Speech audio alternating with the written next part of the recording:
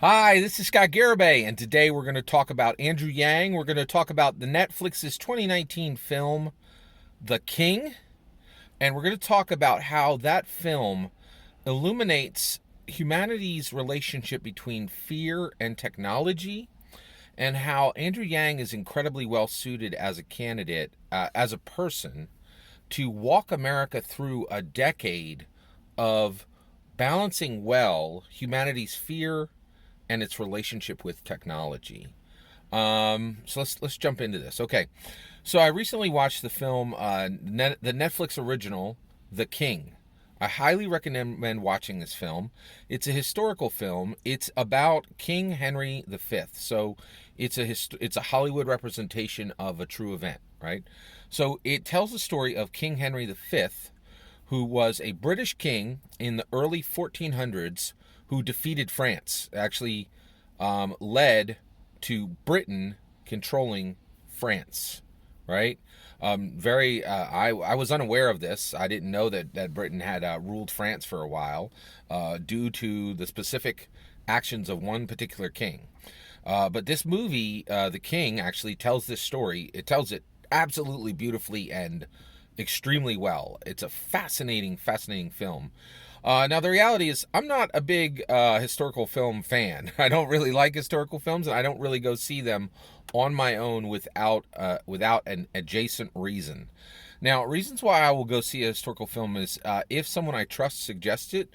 So, my absolute favorite movie reviewer in the world is Grace Randolph. She's absolutely fantastic. You'll find her right here on YouTube. She has a channel called Beyond the Trailer.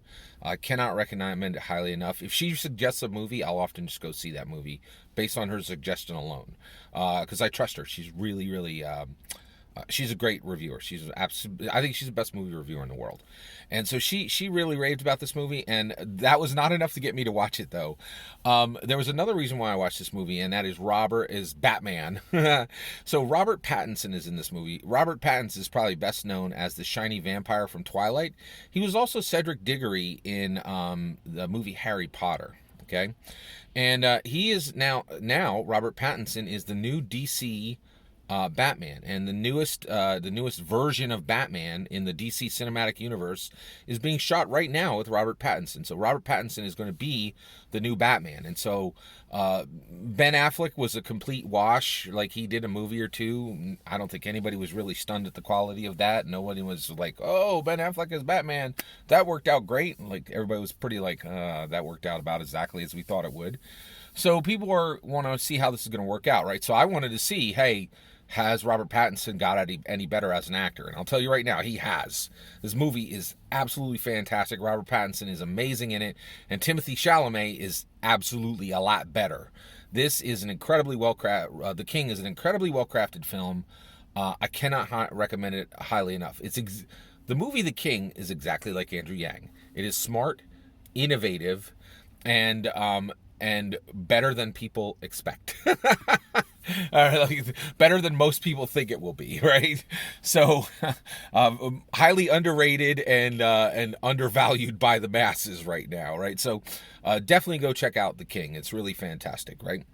But the movie The King had this really important scene in it that really illuminated to me, and reinforced why we need Andrew Yang as our president so very much. So Timothée Chalamet is playing King Henry V, and there's this scene where Timothée Chalamet has recently, he becomes King Henry V. He goes from being a prince to being king. He's a young king, and he's receiving gifts from other noble families from all over the world, right? And they send these gifts by messenger, right? And he's in this great big guild hall, and he's opening these gifts. And he's opening these gifts up, and he receives all these different gifts, and it's really interesting how these are all political gifts, right?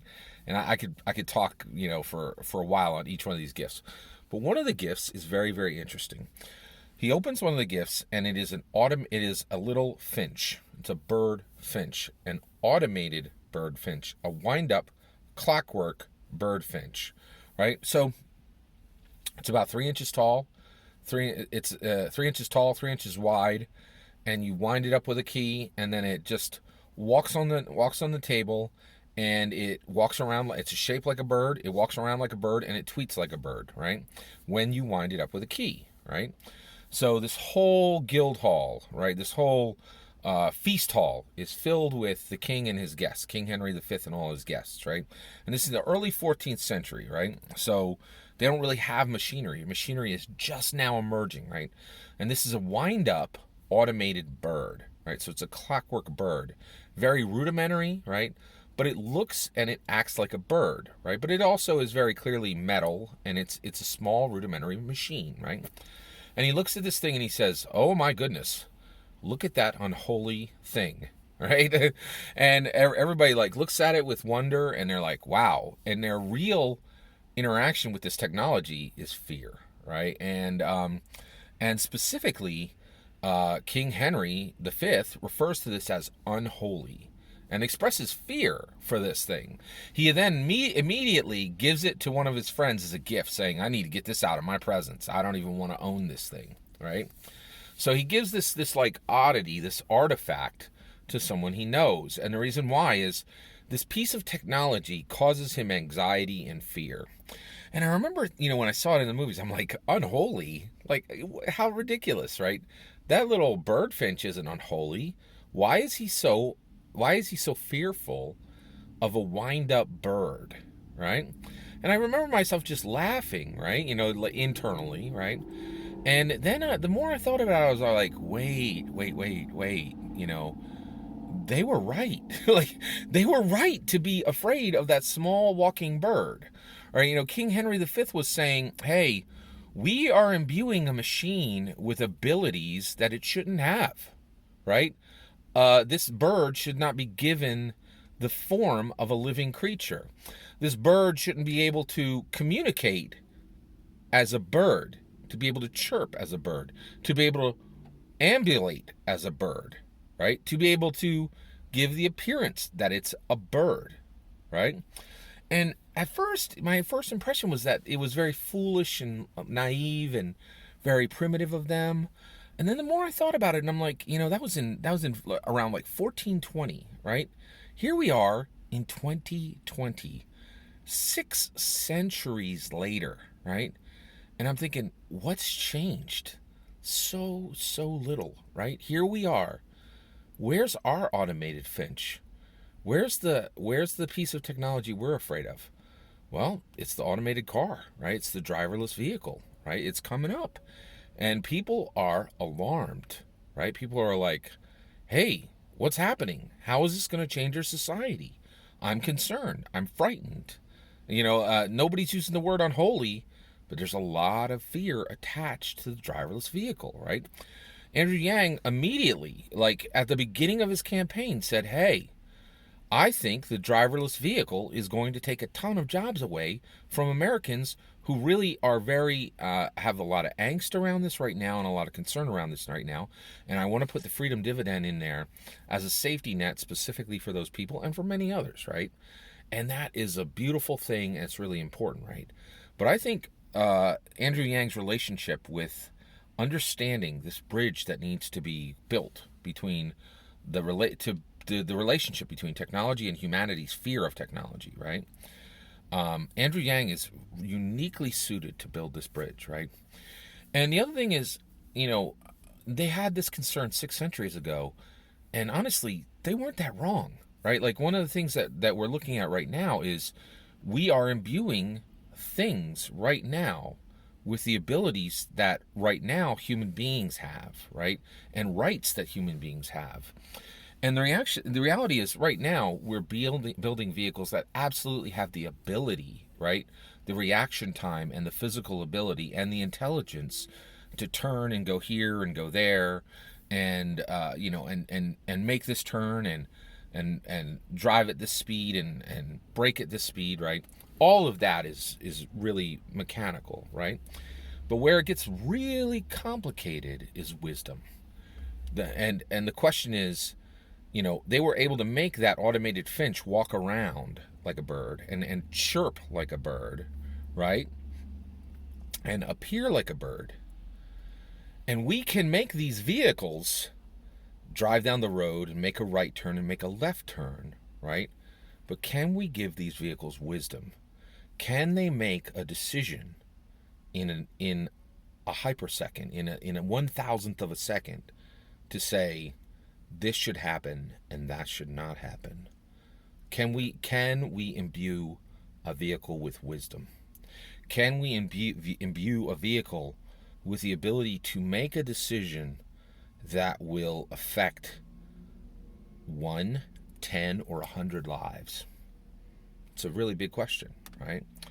And so when you look at it from that perspective, the idea that fear would be attached to this no longer seems unwarranted, right? And when you and now we come back to Andrew Yang, right? So Andrew Yang was thinking about this 5 to 10 years ago. When he wrote his book, it was 7, 8, 9, 10 years ago. And he's been thinking about this deeply for 7 or 8 years minimum, right?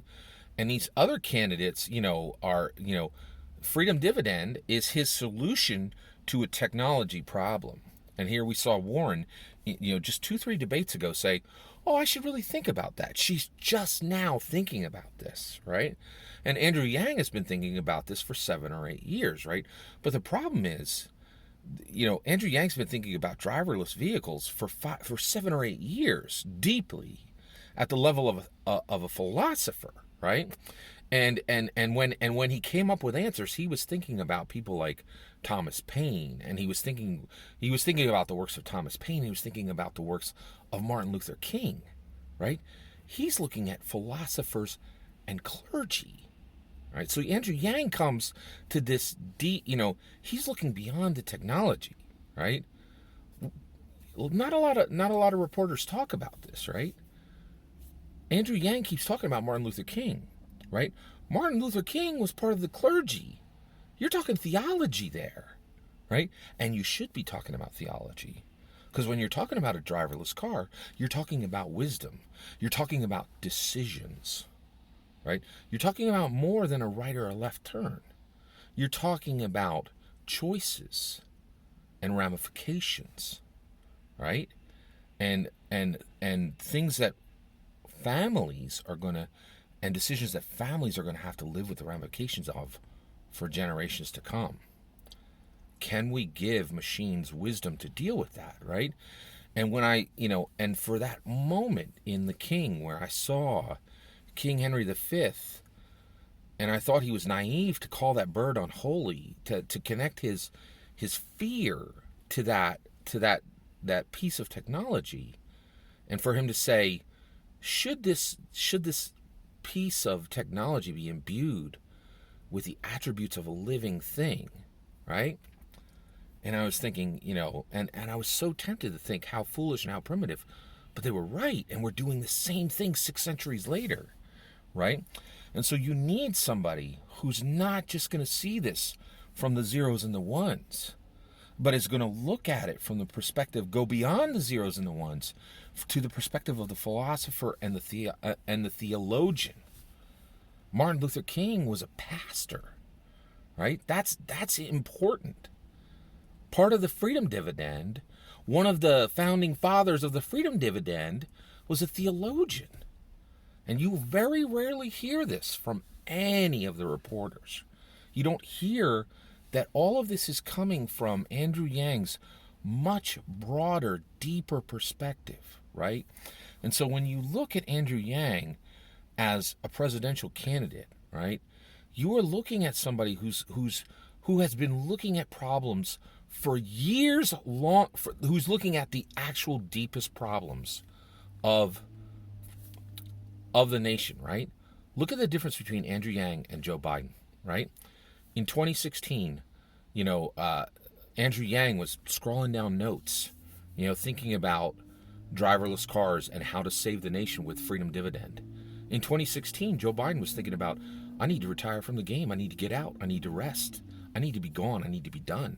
And he did. He got out. He was done. And he was gone, right? And only after he saw the chaos his choice created did he return.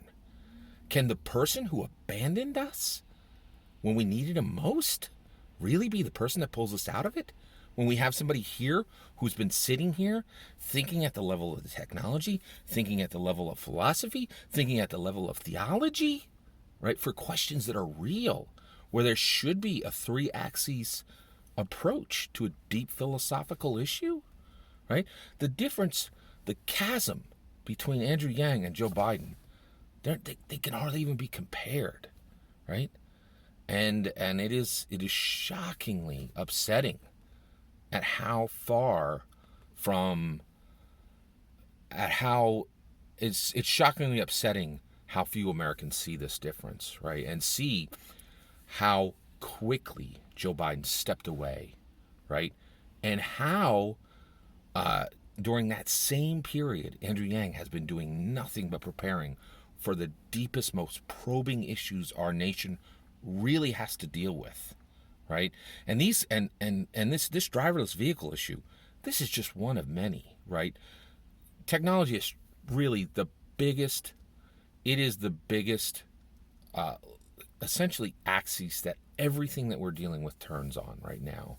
And Andrew Yang is at the crux of it, and he's thinking at layers so much deeper than any other politician, right? He is the right choice, and we just need to continue to get people to see it. It's not going to be easy. It truly is not going to be easy. The idea that Joe Biden and Andrew Yang are even competing is, in my opinion, ludicrous. And Joe Biden isn't even in a league comparable to Andrew Yang. It's so clear that he's shockingly unprepared for what's coming. Shockingly unprepared, right? And it is frustrating that the DNC, the Democrat voter base, the media, no one is seeing this, right? So few people are seeing this. The one bright shining hope that we have is that Yang Gang is out there, and we're all doing what we can to spread the word, and we're ready to vote, right?